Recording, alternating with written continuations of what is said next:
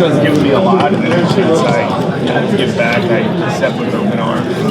You learn a lot in the process, and in this process, I got to meet a great guy, great person, Bob. And so I really enjoyed it. And I think we got a great coach here at UCLA. Bob comes from a really different background than previous UCLA football coaches. What was the focus when you were looking at a wide pool of candidates, and then what made you guys focus on?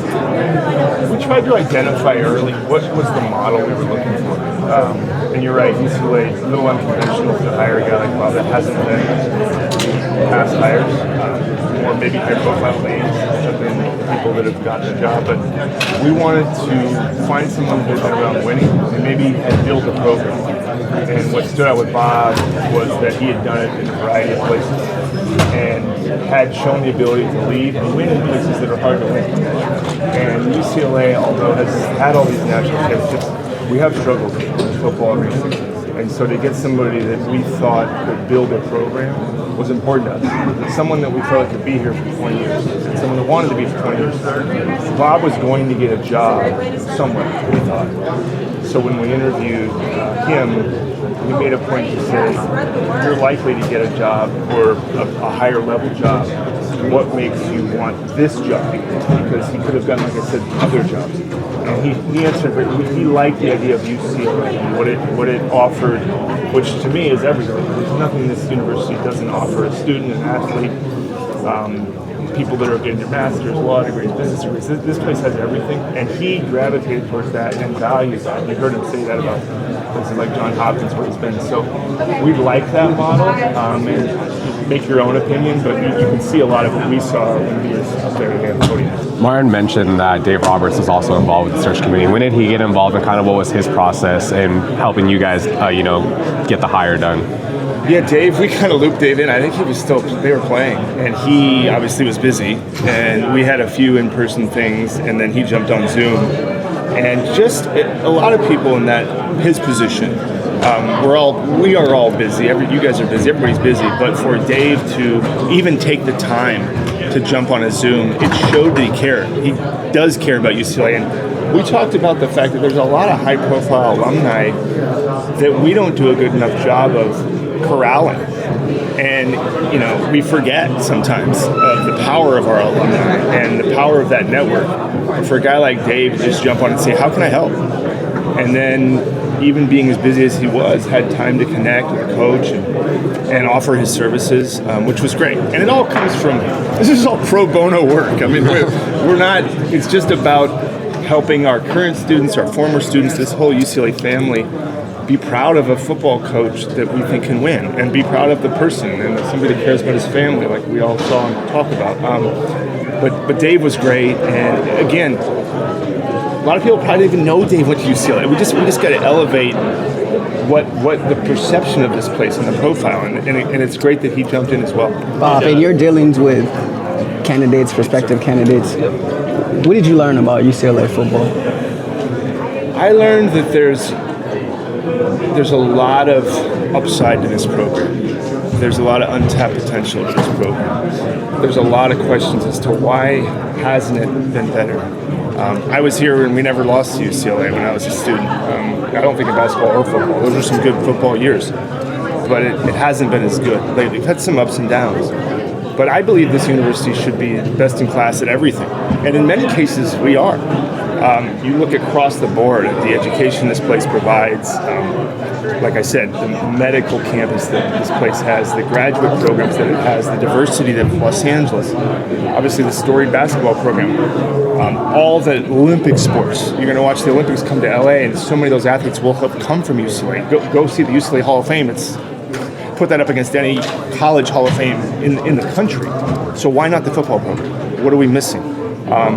Leadership is, I believe, the best way to transform a program, and I think we found a leader in Bob. But it's like buying a stock that's down with a lot of potential, and I view the football program as something like that. What say do you and other alums have in? When you first met him, sometimes we meet someone and immediately we have a feeling this may be the person. You felt like that comfort level in your first encounter with Bob Chesney.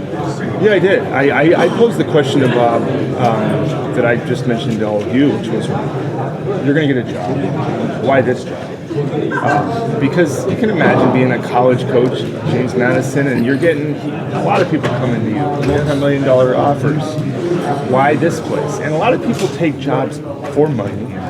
Just the fact that it's a higher conference, better opportunity.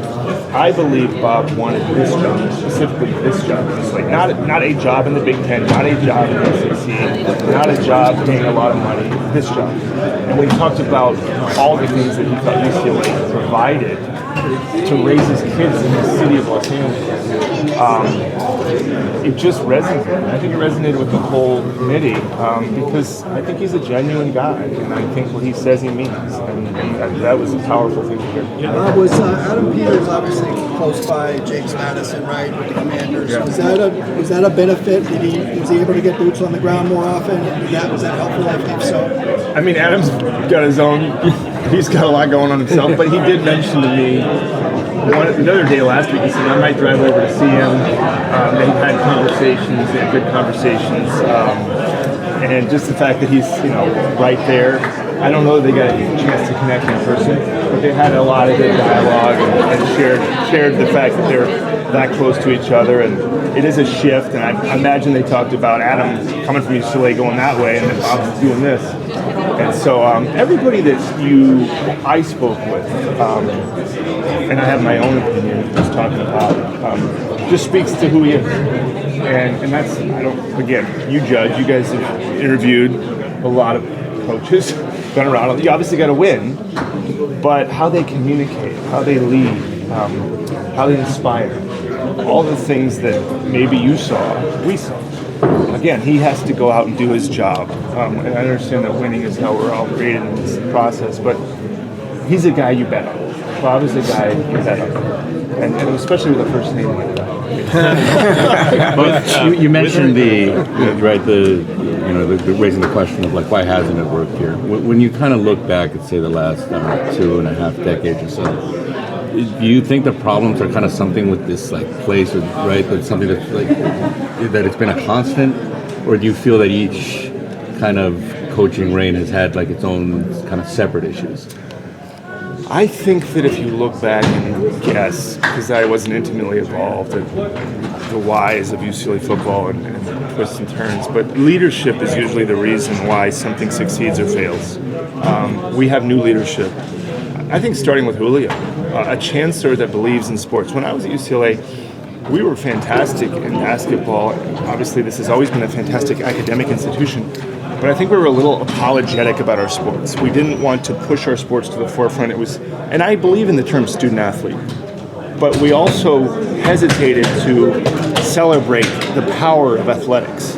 And it doesn't diminish the power of education. They can both be as prominent as each other. It doesn't mean the athletics are more important than education. It doesn't mean that. But it does mean we can celebrate it. And this is what better place to celebrate it. So I think in the past with football or basketball or any other sport, we wanted to make sure UCLA was viewed as an academic institution first.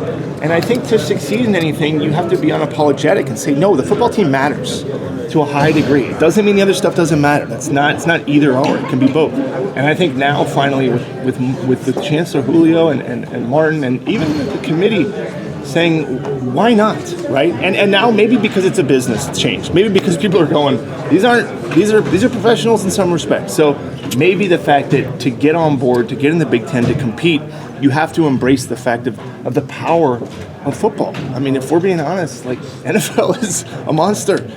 College football, you've seen what happens. People go to school based on their football team. Forget about UCLA. People pick colleges, kids, because of their football team. You can argue whether that's right or wrong, but that's a fact. And so get on board and acknowledge that, while at the same time, you don't need to lose anything educationally at all.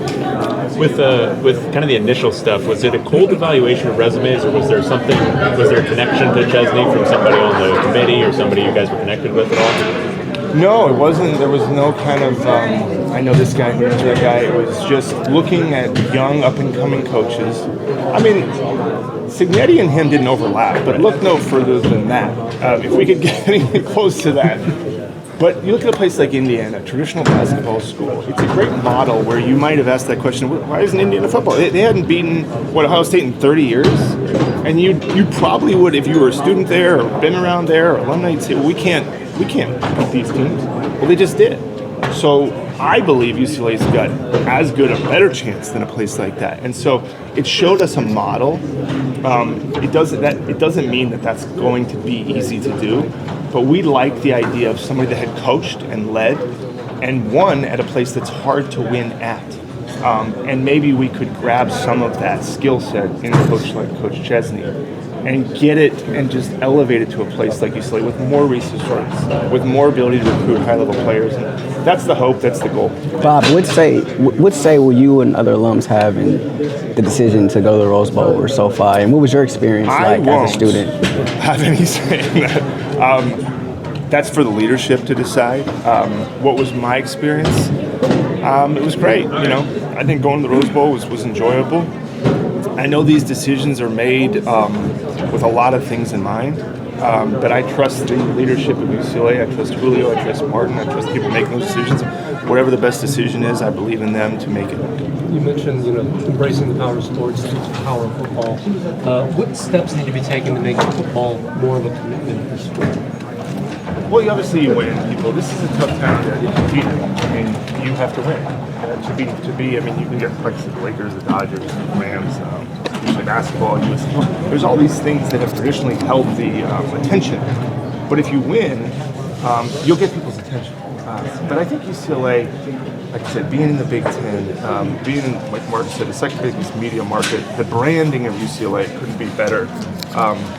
When we went through this process, the respect from a lot of the candidates, the fact that they were all interested and all believed that UCLA could be a place that could be restored. There is a football history here, it's just a ways back.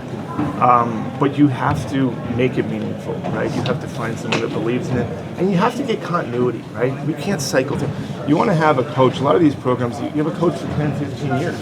You don't want to be doing this every 5 years. You want to find someone and then hope they can last a long time and succeed. We got time for one more, and then we'll bring in Scott. How much of a topic of conversation was it with Chesney about financial commitment to building the roster, and how much internally were you guys having discussions about how you build that at UCLA? Yeah, I think just the fact that you were in the Big Ten, I think there has to be a level of commitment. And Bob asked the right questions, which was, what is our level of commitment? And we're in this conference. What can I expect as far as resources to compete in this conference? And we said we may not be at the very top of resources. There's some very well-funded schools at the top, but you'll be in the top third to compete, maybe top quartile to compete with these schools financially, as far as what we can provide, what revenue we can provide from the school, NIL support, all those things, alumni support. And then he was kind of like, look, that's enough. I don't need to have the most resources, but give me enough to compete.